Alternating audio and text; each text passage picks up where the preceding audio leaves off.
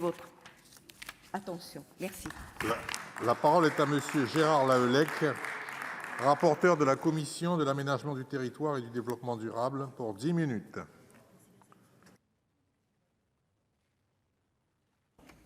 Monsieur le Président, Madame la Ministre, mes chers collègues, en préambule, je souhaite rappeler la conviction qui a animé et guidé mon travail de rapporteur. Étant le premier texte que je suis chargé de rapporter, en quelque sorte, pour m'inscrire dans le sujet qui nous intéresse, je me jette donc à l'eau, passez-moi l'expression. Au terme des auditions que j'ai menées, il m'est apparu avec force de l'évidence que l'accès à l'eau potable et à l'assainissement est un droit vital, dont dépend la survie aussi, la santé, l'hygiène, la dignité de toute femme et de tout homme.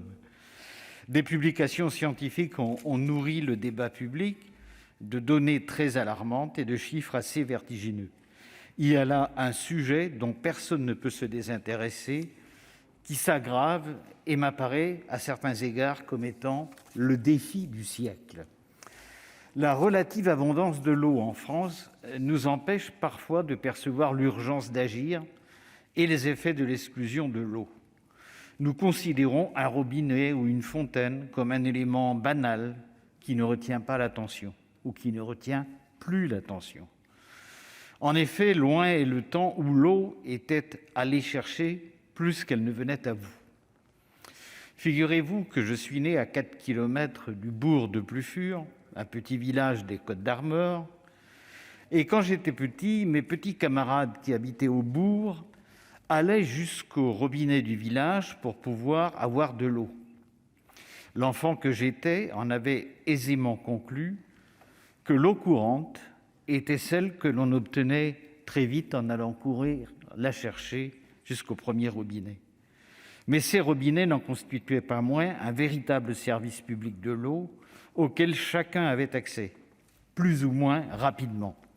Mais n'oublions pas que si aujourd'hui, nombreux bénéficient de l'eau courante obtenue celle-là sans courir, d'une part, ce n'est pas le cas de tout le monde, en particulier pour les plus démunis, et d'autre part, des régions connaissent certains étés de plus en plus fréquemment un certain stress hydrique qui conduit au rationnement de la ressource. Avec l'air, l'eau est en effet la ressource vitale essentielle à la vie et aux activités économiques. Sans un accès sécurisé à une eau potable de bonne qualité, l'être humain reste tributaire de la satisfaction de ce besoin. Pas de dignité possible donc, pas de développement durable, pas de justice sociale, pas d'accès aux fruits de la croissance. Je suis convaincu qu'il ne se trouve personne dans cet hémicycle pour s'opposer à l'idée que l'eau potable est un bien commun dont aucun être humain ne devrait être exclu. C'est aussi ce que j'ai perçu de l'avis de la Commission et des débats que nous avons eus. Des progrès ont déjà été accomplis, venant du législateur, ça a été rappelé à l'instant, mais aussi des élus locaux, des instances internationales et d'initiatives portées notamment par les ONG. Le droit à l'eau progresse, il se constitutionnalise dans certains pays, il est reconnu par l'Organisation des Nations Unies.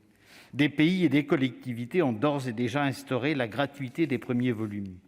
La prise de conscience existe également au niveau européen.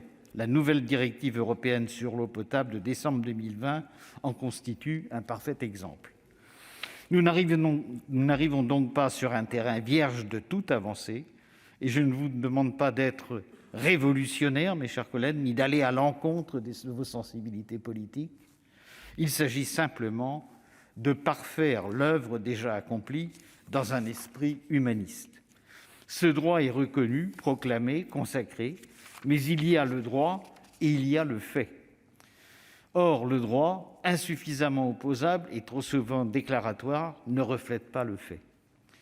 Aujourd'hui, 2,2 milliards d'êtres humains n'ont toujours pas un accès sécurisé à l'eau potable. En France, notre pays n'est pas épargné par certaines formes de précarité en eau. Il y a les exclus de l'eau, 1,4 million de Français métropolitains, les personnes sans domicile fixe ou vivant dans un habitat de fortune. Il existe des précaires en eau. Les ménages consacrent plus de 3% de leur budget à payer leurs factures d'eau et représente, selon les associations que j'ai entendues, plus d'1 million de personnes. Voilà ce qui est l'écart entre le droit et le fait. Le législateur n'est pas resté insensible à cette question. Il a essayé d'en tenir compte de cet écart existant et de rendre le droit plus effectif. La loi Brottes de 2013, qui a interdit les coupures d'eau des ménages pour impayés et a mis en œuvre une expérimentation de tarification sociale de l'eau, à la différence des aides curatives, ponctuelles, partielles et non automatiques. Les aides préventives s'appliquent dès lors que les foyers satisfaits aux critères prédéfinis et prennent la forme soit d'une tarification intégrant une première tranche dite sociale universelle, soit une allocation eau. Ainsi, par exemple, la ville de Rennes a instauré une disposition pour une première tranche gratuite de 10 mètres cubes pour tout le monde. La loi Engagement de proximité de 2019 a, quant à elle, pérennisé ces possibilités et mis à la disposition des collectivités qui le souhaitent la fameuse boîte à outils d'instruments pour favoriser cet accès à l'eau pour tous. Il pourrait être rapidement mis à disposition de ces collectivités qui en assument la compétence. Face à ce constat, il est nécessaire de consolider les acquis garantissant de manière encore plus effective le droit de l'accès à l'eau. Comme disait quelqu'un, l'eau n'a pas de prix, mais elle a un coût, qui est celui de son acheminement, de son traitement, de son assainissement.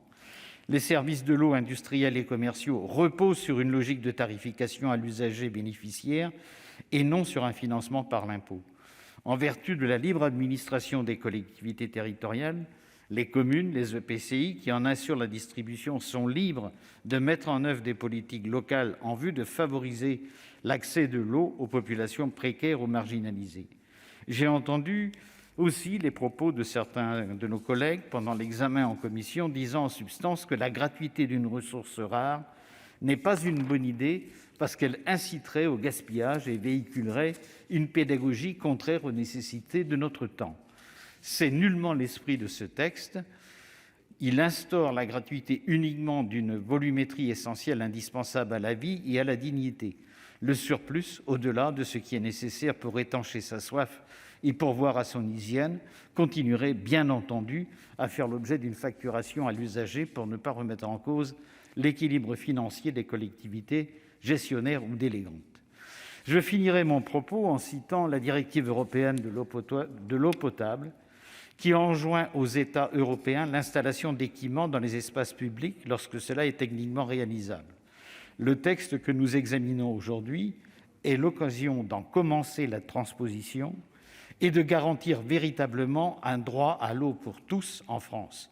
Le bloc communal serait responsable de la mise en œuvre de cette noble mission au plus près des besoins, en vertu du principe constitutionnel de subsidiarité. La commission de l'aménagement du territoire et du développement durable n'a pas adopté cette proposition de loi. À titre personnel, vous l'aurez compris, j'y suis toutefois favorable. La France pourrait s'enorgueillir d'avoir mis fin, par des mesures simples et de bon sens, aux situations de pauvreté et de précarité en eau. Je vous remercie de votre attention et place au débat.